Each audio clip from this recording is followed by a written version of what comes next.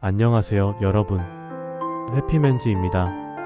여러분, 두려움이라는 감정에 대해 생각해 본 적이 있나요?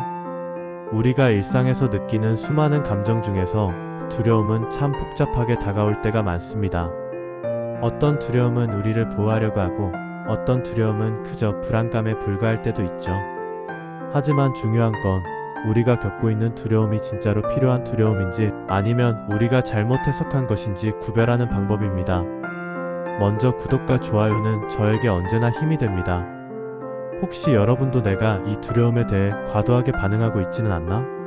라는 의문이 든 적이 있나요? 혹은 이 두려움이 나에게 필요한 경고인지 아니면 그냥 불안정한 상태에서 나오는 감정인가? 그런 생각을 해본 적이 있나요? 오늘은 바로 그 두려움을 구별하는 방법에 대해 이야기해보려 합니다. 우리가 정말로 알아야 할 것은 두려움이 우리가 선택할 수 있는 감정이 아니라는 점이에요. 두려움이 우리에게 어떤 메시지를 전달하려 할 때 우리가 그것을 올바르게 해석하고 구별할 수 있어야 한다는 점입니다. 그럼 두려움을 구별하는 방법 한번 알아보겠습니다. 1. 두려움과 불안의 차이 이야기. 두려움과 불안은 비슷한 감정처럼 느껴지지만 사실은 다릅니다. 두려움은 명확한 위협이나 위험을 느낄 때 생깁니다. 예를 들어 갑자기 도로를 건너는 중에 차가 다가오는 걸 보고 느끼는 두려움은 자연스러운 반응이죠.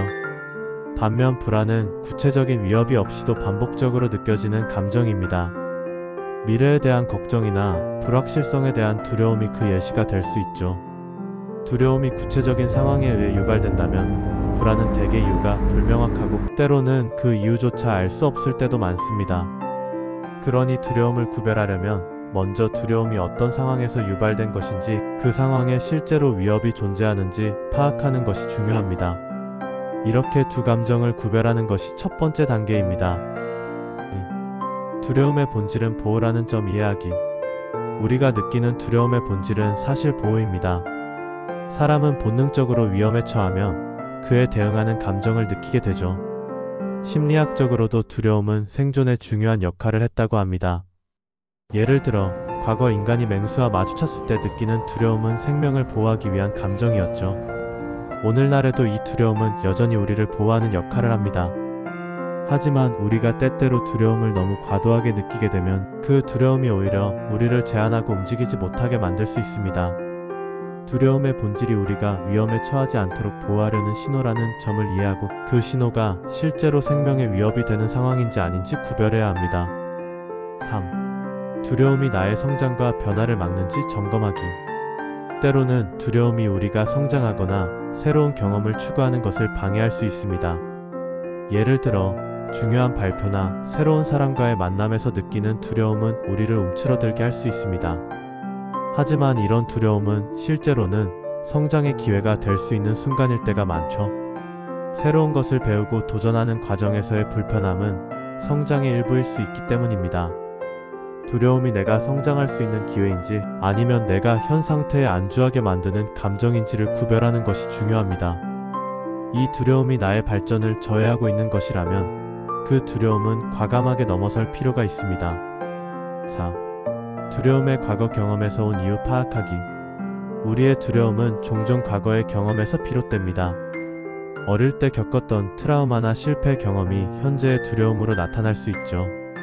예를 들어 과거의 중요한 시험에서 실패한 경험이 있다면 시험을 보는 것 자체에 대해 두려움을 느낄 수 있습니다. 하지만 그것이 현재의 상황에 정말로 필요한 두려움인지 아니면 과거의 경험에 기반한 불필요한 두려움인지를 구별하는 것이 필요합니다. 두려움을 구별하려면 그 두려움이 나의 과거 경험에서 비롯된 것인지 아니면 지금의 상황에서 실제로 나를 위험에 처하게 할 수 있는 것인지 점검하는 것이 중요합니다. 과거의 경험이 계속해서 나의 두려움에 영향을 미친다면 그 두려움을 어떻게 치유하고 극복할 수 있을지 고민해야 합니다. 5. 두려움을 수용하고 그 속에서 성장하기. 마지막으로 두려움을 완전히 없애는 것은 불가능합니다. 두려움은 우리 내면에서 자연스럽게 발생하는 감정이기 때문에 두려움을 완전히 배제하기보다는 그것을 수용하고 잘 다루는 방법을 배우는 것이 중요합니다. 두려움을 받아들이고 그것을 무서워하는 대신 그 안에서 내가 할 수 있는 일들을 찾는 것이 성장으로 이어집니다.